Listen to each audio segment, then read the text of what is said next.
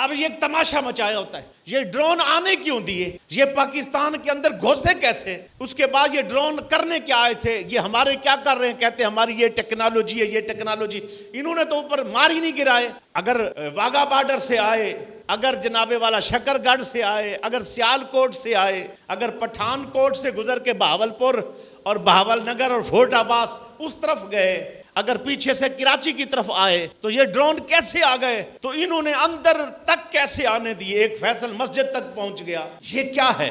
اب قرآن سے پوچھتے ہیں، آیت نمبر 16، جب کوئی یہ جنگی پالیسیاں ہوتی ہیں، جنگی منصوبہ بندی ہوتی ہے، کوئی یہ نہ کہے کہ تلوار لیں اور فوراً بھیڑ جائیں اور فوراً لڑ جائیں۔ اللہ کہتا ہے کہ تمہارے دو لمحوں کی خاموشی یا انتظار یہ بھی جنگی ہوتا ہے۔ فوراً مجاہد سے یہ مطالبہ نہ کرو کہ ابھی لڑو، ابھی جواب دے، ابھی ٹکڑے ٹکڑے کر۔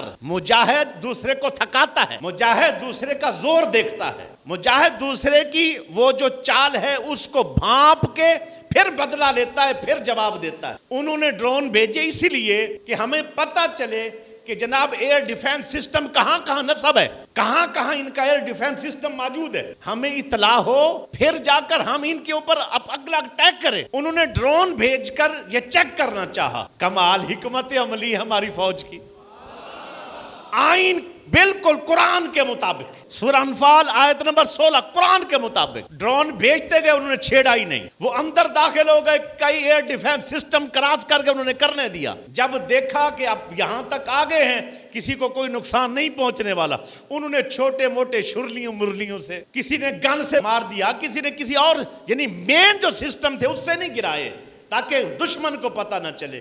یہ بھی حکمت عملی ہے۔ ابھی بھی تو اپنی فوج پہ اعتماد نہیں کرتا۔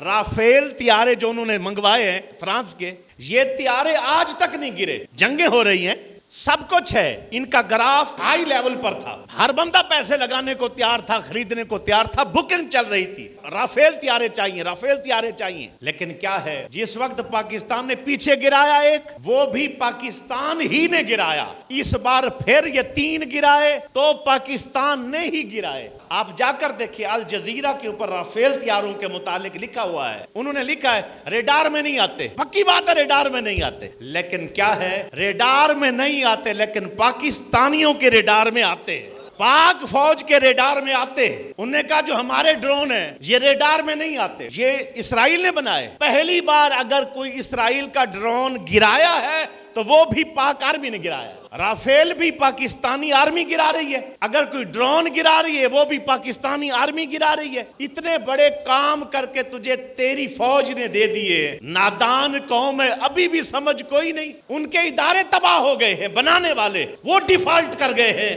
کہ وہ بیچ رہے تھے ان کو، اتنی مارکیٹ تھی ان کی، وہ نیچے یکدم ان کا گراف گر گیا۔ کس وجہ سے؟ کہتے پاکستانی مار دیتا۔ گولیاں دا بچاؤ، میزائل کا بچاؤ، اور اس کے بعد یہ حملہ ہو اور جو بچا جائے نا، یہ زیادہ مشکل ہوتا ہے۔ جب ہم بچا گئے اور بچا گئے ہیں مشکل کام، جب ہم کریں گے تو پھر لگ پتہ جائے گا۔